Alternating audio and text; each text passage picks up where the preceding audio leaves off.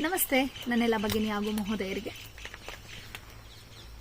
ಎಲ್ಲರಿಗೂ ದಸರಾ ಹಬ್ಬದ ಶುಭಾಶಯಗಳು. ಮೊದಲಿಗೆ ಇವತ್ತು ನಾನು ಈ ವಿಡಿಯೋ ಮಾಡ್ತಿರೋದಕ್ಕೆ ಕಾರಣ ಏನಂತ ಹೇಳಿದ್ರೆ, ಬಹಳಷ್ಟು ಜನ ರಿಲೇಶನ್ಶಿಪ್ಪಲ್ಲಿ, ಅದು ಸ್ನೇಹ ಇರಬಹುದು, ಪ್ರೀತಿ ಇರಬಹುದು, ಸಂಬಂಧಗಳಿರಬಹುದು, ಬಾಂಧವ್ಯಗಳನ್ನು ತುಂಬಾ ಕಾನ್ಫ್ಲಿಕ್ಟ್ ಮಾಡ್ಕೊಂಡ್ಬಿಟ್ಟಿದ್ದಾರೆ. ಸೊ ಇದು ಈಚ್ ಆ್ಯಂಡ್ ಎವ್ರಿಬಡಿ ಅಂಡರ್ಸ್ಟ್ಯಾಂಡ್ ಮಾಡ್ಕೋಬೇಕಾಗಿರುವಂತಹ ಒಂದು ಸತ್ಯ ಏನಂತ ಹೇಳಿದ್ರೆ, ಪ್ರತಿಯೊಂದು ಸೋಲ್ಗೂ ಸೋಲ್ ಕಾಂಟ್ರಾಕ್ಟ್ ಅಂತ ಇರುತ್ತೆ. ನಾವು ಈ ಭೂಮಿಗೆ ಬಂದಿರೋದು, ಕೃಷ್ಣ ಹೇಳ್ತಾನೆ, ನಾವು ಈ ಭೂಮಿಗೆ ಬಂದಿರೋದೇ ನಾವು ಏನೋ ಒಂದು ಕಾರ್ಯವನ್ನು ಮಾಡೋದರ ನಿಮಿತ್ತ ಅಂತ ಹೇಳ್ಬಿಟ್ಟು. ಈವನ್ ತಂದೆ ತಾಯಿ ಕೂಡ ಒಂದು ನೆಪ ಮಾತ್ರ ಅಷ್ಟೇ. ಅಂದಮೇಲೆ ನಮ್ಮ ಈ ಜೀವನದಲ್ಲಿ ಬರುವಂತಹ ಎಲ್ಲ ಸಂಬಂಧಗಳು, ಸ್ನೇಹ ಇರಬಹುದು, ಪ್ರೀತಿ ಇರಬಹುದು, ಬಾಂಧವ್ಯಗಳಿರಬಹುದು, ಆಜುಬಾಜು ಮನೆಯವರು ಇರಬಹುದು, ಮಕ್ಕಳಿರಬಹುದು, ಯಾವುದೇ ಒಂದು ಸಂಬಂಧ ಇರಲಿ, ಎಲ್ಲದಕ್ಕೂ ಸೋಲ್ ಕಾಂಟ್ರಾಕ್ಟ್ ಅಂತ ನಾವು ಹೇಳ್ತೀವಿ.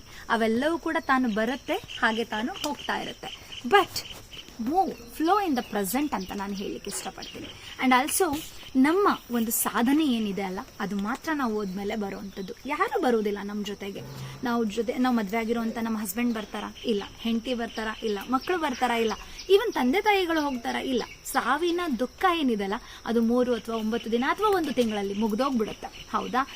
ಆದರೆ ನಮ್ಮ ಸಾಧನೆ ಏನಿದೆ ಅಲ್ಲ, ಆತ್ಮದ ಜೊತೆಗೆ ನಮ್ಮ ಸಾಧನೆ ಏನಿದೆಯಲ್ಲ, ಇದು ನಿರಂತರವಾಗಿ ಇರಬೇಕು. ಆ ಸಾಧನೆ ಮಾತ್ರ ನಮ್ಮ ಜೊತೆಗೆ ಬರುತ್ತೆ ಅಂತ ನಾನು ಹೇಳಲಿಕ್ಕೆ ಇಷ್ಟಪಡ್ತೀನಿ. ಅದಕ್ಕೆ self love is very important. Do your ಸಾಧನ ಎವ್ರಿ ಡೇ. ಸೊ ನನ್ನ ಒಂದು ಸಾಧನ ನಾನು ನಡೆಸ್ತಾ ಇದ್ದೀನಿ. ಈ ಸಾಧನೆ ಏನಂತ ಹೇಳಿದ್ರೆ, ಅಂತರ್ಮುಖಿ ಆಗೋದು, ನನ್ನ ಜೊತೆಗೆ ನಾನು ಸಮಯ ಕೊಡೋದು, ನನ್ನನ್ನು ನಾನು ತಿಳಿದುಕೊಳ್ಳೋದು. ಬೇರೆ ಏನೆಲ್ಲ ಹೊರಗಡೆ ಇದೆ. ಹುಡುಕ್ಬೇಕಾಗಿರೋದು ಏನಂದ್ರೆ, ನಿನ್ನನ್ನು ನೀನು ನಿನ್ನೊಳಗೆ, ನನ್ನನ್ನು ನಾನು ನನ್ನೊಳಗೆ ಅಂತ ನಾನು ಹೇಳಲಿಕ್ಕೆ ಇಷ್ಟಪಡ್ತೀನಿ. ಸೊ ಹಾಗಾದರೆ ಯಾಕೆ ತಡ? ನಿಮ್ಮ ಸಾಧನೆನ ನೀವು ಇವತ್ತೇ ಸ್ಟಾರ್ಟ್ ಮಾಡಿ. ಸಾಧನೆ ಅಂತ ಹೇಳಿದ್ರೆ ಹಿಮಾಲಯ ಹತ್ತೋದು ಅಥವಾ ಇನ್ನೆಲ್ಲೋ ಒಂದು ಹೋಗೋದು ಮಾಡೋದು ಅಲ್ಲ. ನಿಮ್ಮೊಳಗೆ ನಿಮ್ಮನ್ನು ನೀವು ಹುಡುಕೋದು. ನನ್ನ ಈ ಆತ್ಮದ ಒಂದು ಉದ್ದೇಶ ಏನು, ನನ್ನ ಈ ಹುಟ್ಟಿನ ರಹಸ್ಯ ಏನು, ನಾನು ಏನಕ್ಕೆ ಬಂದಿದ್ದೀನಿ, ನಾನು ಏನು ಮಾಡಬೇಕಾಗಿದೆ, ನನ್ನ ಕೆಲಸ ಏನು, ಅದರಲ್ಲಿ ಕರ್ಮಣ್ಯವಾಧಿಕಾರಸ್ಯ ಒಂದು ಮಾಡ್ಕೊಂಡ್ಬಿಟ್ರೆ so everything is very easy. ಯಾವುದೇ ಒಂದು ಅಪ್ ಆ್ಯಂಡ್ ಡೌನ್ಸ್ ಏನಿದೆಲ್ಲ ಅದು ಬರಬೇಕು, ಅವಾಗ ಮಾತ್ರ ಚೆನ್ನಾಗಿ ಕಾಣಿಸುತ್ತೆ. ನಾನು ಇದನ್ನು ತುಂಬ ಸಲ ಹೇಳಿದ್ದೀನಿ. ಸಮುದ್ರದ ಅಲೆಗಳು ಬಂದಾಗ ಮಾತ್ರ ಸಮುದ್ರ ಸುಂದರವಾಗಿ ಕಾಣಿಸುತ್ತೆ.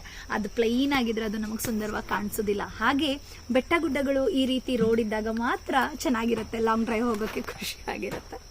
ಸಾಫ್ಟಾಗಿ ಹೈವೇ ಇತ್ತು ಅಂದರೆ ಅಲ್ಲಿ ಡ್ರೈವ್ ಮಾಡೋದಕ್ಕೆ ಮಜಾ ಬರೋದಿಲ್ಲ ಅಂತ. So everybody do your sadhana from today.